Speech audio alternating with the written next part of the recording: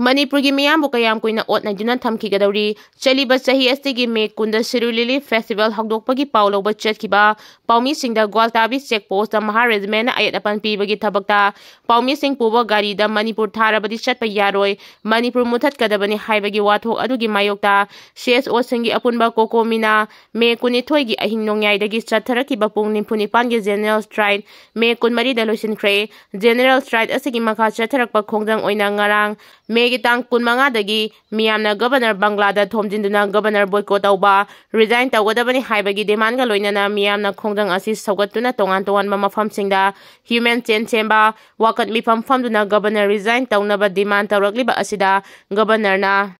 moral ground resign tawrakadra natraga makhada ba Chief Secretary amasung Security Advisor bu usil oihalakadra natraga karamba makhalgi firep lawrakadage haibadu Miyamna khangning nangainari Manipur muthat kadabani haiba wathok asiga mari leinana Governor khakta natana Chief Secretary amasung Security Advisor yauna moral ground resign tawgadabani haiba miyangi kholawga loinana changchilagliba Khongjang asigi matangda Prime Minister Union Home Minister amadi Defense Minister na lumna lawgadabani Manipur gi miyamna mainland India da lengak longi thawgai pangliba lusingba singna Manipur gi miyamda akhaba mityengna yengduna otnaibagi thawong sing Desang China Chatharakibadagi, Kangbangambagi Pangal, Lorakpadagi Lengaki Mayokta Furuki Saktam Amadi, Miyangi Punsi Kanjanabagi Damak, Penaba Kolau Larok Pahibasi Mahausani.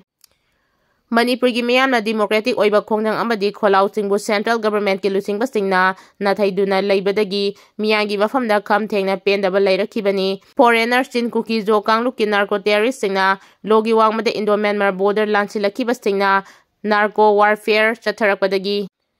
Hendoktuna umang sing koktokpa anauba khulsing chengatpa loinana leibaki mathakta war crimes athaduna makhoi yoiba tonganba leibak jalengam semnaba demand tawrakpagi wathok chahi ani helaklaba fauba loikham naidaba wathok oihalibase central government ki puksel thengdaba thaudongna oihalakibani haibada haimanba thoklaroi lamlanba masagi yumfam leitaba haurakpam khangdaba miyoi khujok amabu matam chana lakchinaba khulaituna honabagi mahuta loikham naidaba wathok oiduna thambagi Aronb agenda kari leibagi no haibasini Mireibak Pakistan da base tawba ngarang nahanta Pahalgam da chathakiba terror attack da misang kuntaruk hatkiba tawdok adudadi Pakistan gi mathakta landaba amadi terrorist singi camp singda attack tawduna terrorist chamarom khudakta hatuna laman khumbagi thabak chathaba ngamli leibak asina terrorist yokhatpa Pakistan gi mathakta landa chathaba ngamlaga Chin Kuki jo terrorist singna Manipur miyangi mathakta chathariba war crime budi lakshinaba honadabagi maram karigino asiguma makhalgi manadaba mityengi political gi loktuna ba thawongda Manipur thugainaba landarakiba Chin Kuki terrorist singbuna lengona duna chatminabagi thawongna maram oiraga miyamda pendaba leiringai serakta Indian Army na Manipur muthatkadabani hairakpa amadi mitai singna masagi lafomda law unaba changbada athingba pibagi thabak sing chatharakiba asina maram oiraga PR lengaki lusingba Governor yauna Chief Secretary amadi Security Advisor moral ground na fam thadokadabani haibagi kholau lorokpada ngakfam thokte miyangi ihul khangna central government na positive oiba karamba makhalgi action lokhatkadage haibadu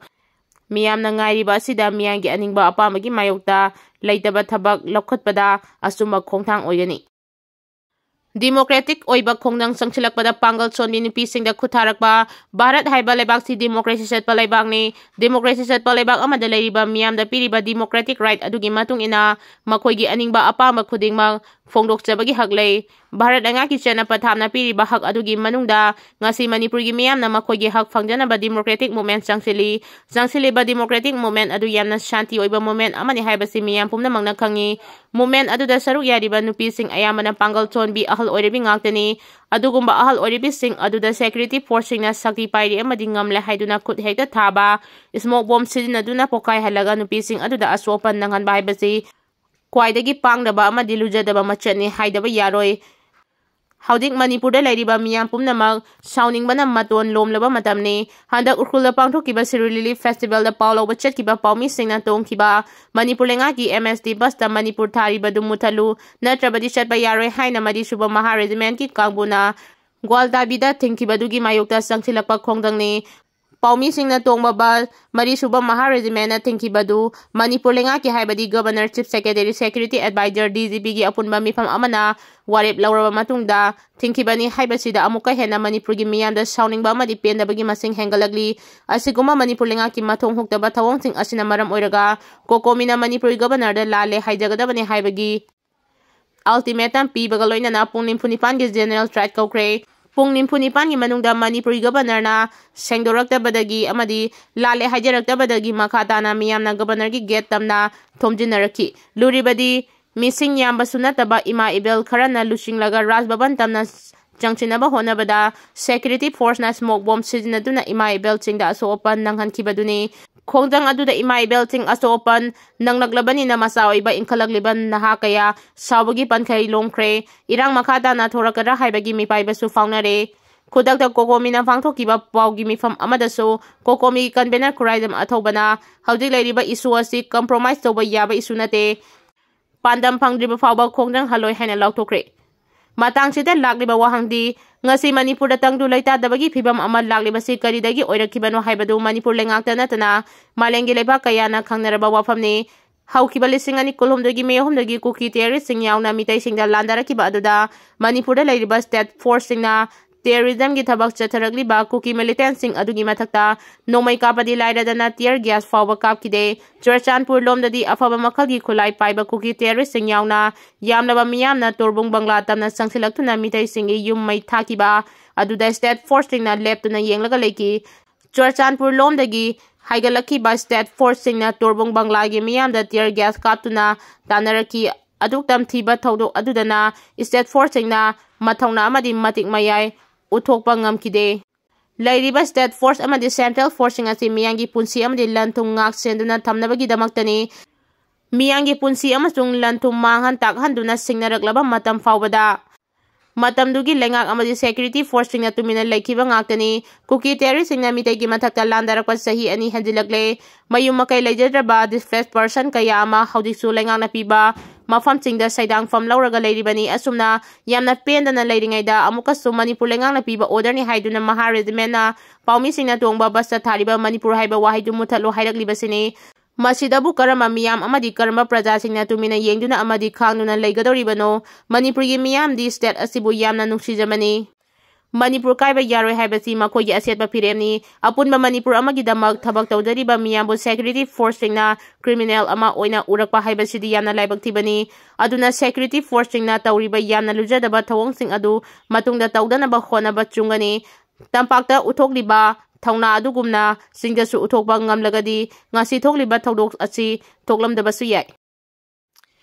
President Rol Lengak ki Zaiteng tangkak naina miyangi mihus singna lengak charamba Manipur sahi asigi February mapanda nongthongma birena BJP na lusing bas chungsinaba sarkar gi chief minister oirambadagi khangawdana resign tawki numit mari nirom caretaker chief minister oirami sahi sigi February 13 dagidi India lengak na hakthengna lengak chaba President Rol Lengak laki matamsi Manipur dadi kumda lisingani kulhumdagi meyahumdagi yumlo naba Bangladesh amadi Myanmar na singbadagi lokay na sangsilaktuna Sakti lairaba kuki narco terrorist singi separate administration gi landa awa ana mayong na batanjani kuki narco terrorist singi land aduda maralajaraba miyoy kaya gi punsimangki yum kay lenga ki office kaya may taki miyoy kaya tiba khanda na lairi kaya ama na mayum makay mang taki bagi khara ama na mayum da siyang mangamdaba dagi lanjen aduna safagadaba mapang kaya da saydang nari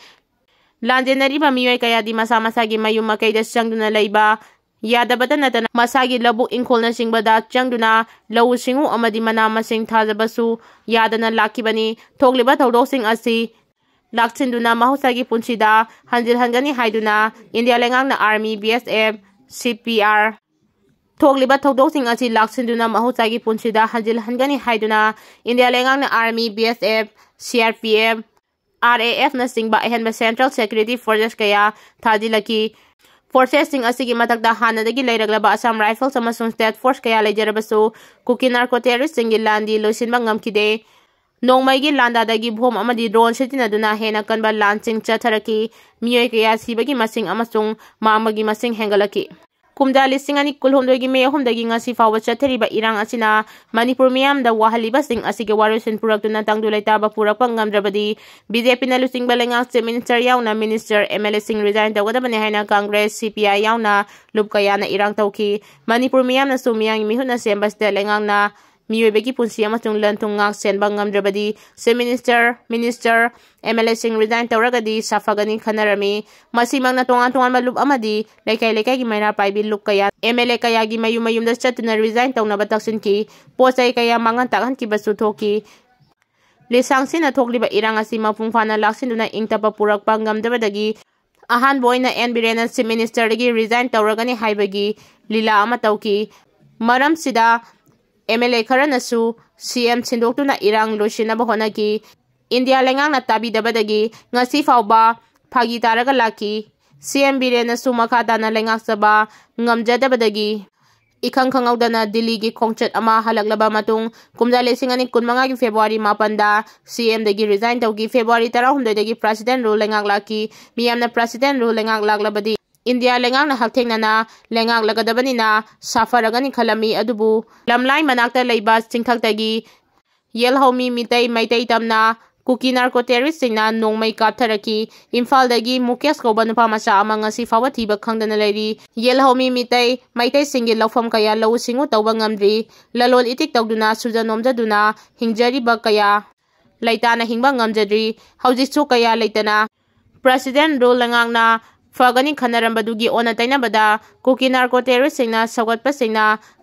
Chatharamba Aronb lalong kaya fongna chatharagi kanglup asina yellow misingda singnarabasu karisu tawba leitri pumnamak sida hena ngagnaribadi Manipur lengaki Governor Security Advisor Chief Secretary amasung DGP na lawkiba Aronb waremna istena saraiba bus amadi garida Manipur thaba yaroi haibagi Gwaltabigi wathongna yellow misingbu irang pamba tahale haudik kokomi amukona chingbalu kayana sangsilagriba ihausi PR lengaki saithengdagini lengakpa haidraba Manipur miyambu irang pambadi tahalloidabani lengak loisingna pamdaba thawdoki mairi suroidabani muthatnaba honagadabani Delhi da senduna leithokpana Manipur thugainaba muthatnaba honariba irangsigi warosin purakpa yaroi haina khali